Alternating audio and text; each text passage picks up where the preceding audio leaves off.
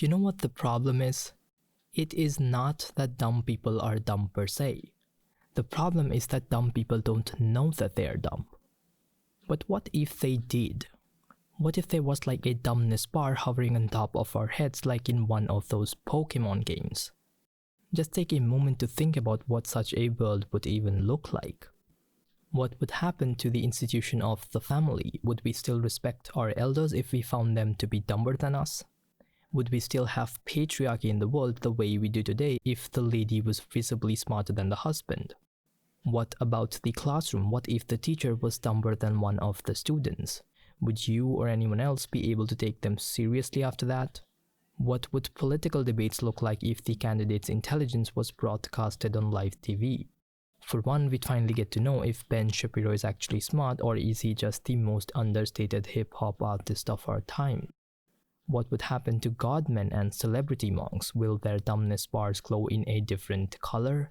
What about social media gurus, entrepreneur types who nobody has an idea what they do except for making YouTube shorts? What if your favorite method actor was just playing the role of a smart guy his whole life? What if your favorite writers and poets were just bullshitters with a really good marketing team? What would TED Talks look like? What would happen to people like me who label themselves as nerds but are actually not even that smart?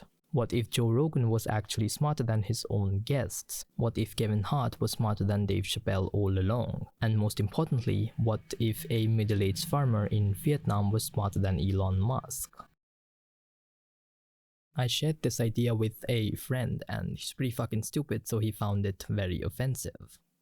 But I don't see why it should be offensive. I don't see why it should really be offensive to anyone at all. After all, we do measure beauty by a pretty objective standard, right? Then why not for intelligence? Why, when we talk about intelligence, everything suddenly becomes so fuzzy? Everyone always just acts as if we all have the same levels of intelligence. We're so afraid of admitting to the world that, hey, you know what, I'm dumber than that guy, and that's totally fine. There's nothing taboo about that. It's natural and normal, and you might be dumber than a masturbating bear. See, there's really no reason to turn this into a touchy subject. Not unless we want to. I'm not even saying that you can't do anything about it. You can, in theory, increase your intelligence by a few points here and there. But the point is that the ceiling is limited, and that ceiling, it's out there at all times for everyone to see. Now, I can't speak for anyone else, but personally I think a world like this would be a far more liberating and freeing place than the one we live in today. Because everything is just out there, just open for all to see, and there's little that you can do about it. No needless insecurity or suffocating self-doubt, no confusion about whether you should pursue science in university, no baggage of society telling you to do your best since your best is now out there for everyone to see. It actually reminds me of the sad state of college admissions in my own country. We have here millions of young people applying every year for a few hundred prestigious seats. And for 2 years straight, these students are taught to hustle and made to believe as if only they deserve to claim one of those seats. Now imagine a scenario where even before the preparations began, the top 300 or 500 students with the lowest dumbness bars would already be in the best position to claim one of those prestigious seats. The rest of the millions would then have to outperform their own capabilities in an attempt to displace those at the top. But with a reality check floating over the top of their heads, would those millions still believe in the lies that they were fed? Or would they finally see the truth that those seats that they were promised in the beginning were never truly theirs to claim? I think more than anything it would force us to confront our own limitations and make more informed decisions about our future lives, rather than blindly believing that sheer hustle alone can take us very far in life. I know that sounds harsh at first, and one may think it could lead to public shame or self-consciousness, but you have to keep in mind that in a world like this, intelligence would be treated in the same way as we treat height. There's really not much you can do about it. In fact, I'd argue that it is here in our world that we live in a state of contradictions. Everyone always agrees that most people are stupid, but nobody ever thinks they are stupid, or even if they do, it's always about one particular thing like math or music or something like that. but nobody's ever like, I'm just stupid. Overall. Period.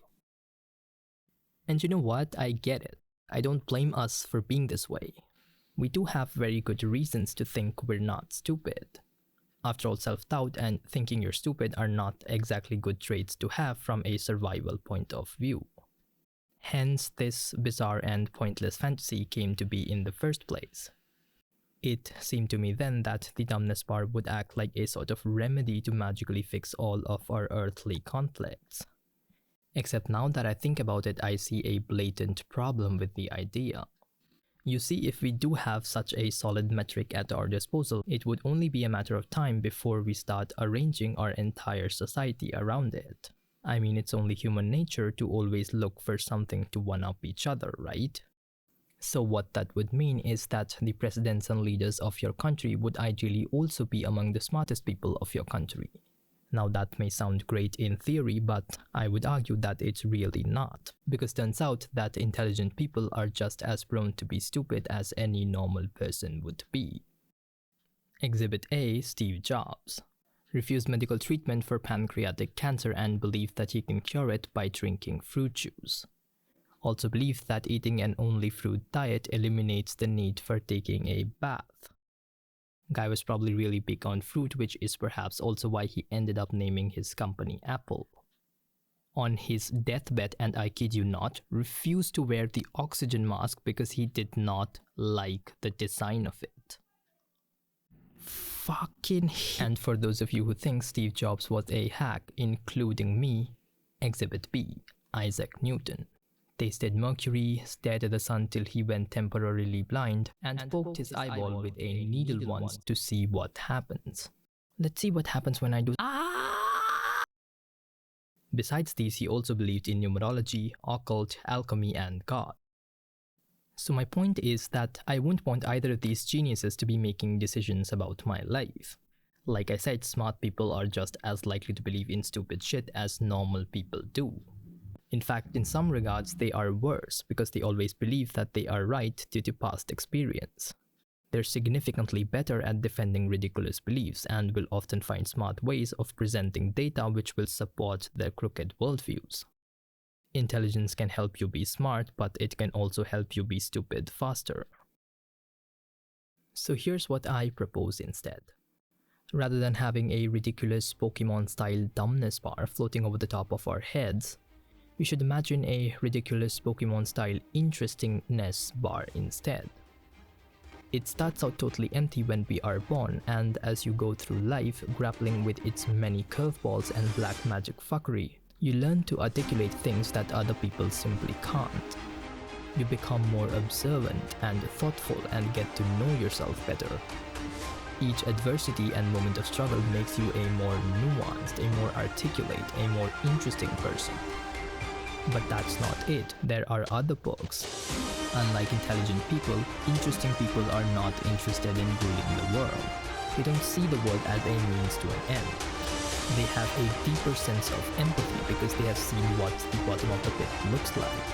Also, they are not cocksure. On the contrary, they are self-doubting because they realize that they were once dumb and cringe and stupid, and it is only by navigating through the many storms and tides of life that they have become the person that they are today. And every single person has the capability of going through that journey as well. And with that, we have arrived at the end of the video. What if dumb people knew that they were dumb? Nobody even asked me that question. In spite of that, I just spent more than a month producing this 10-minute long monologue. Which is why I should go see a therapist. And you should probably consider watching another one of my videos. In any case, if you did make it this far, then thank you for watching, and I'll see you in the next one.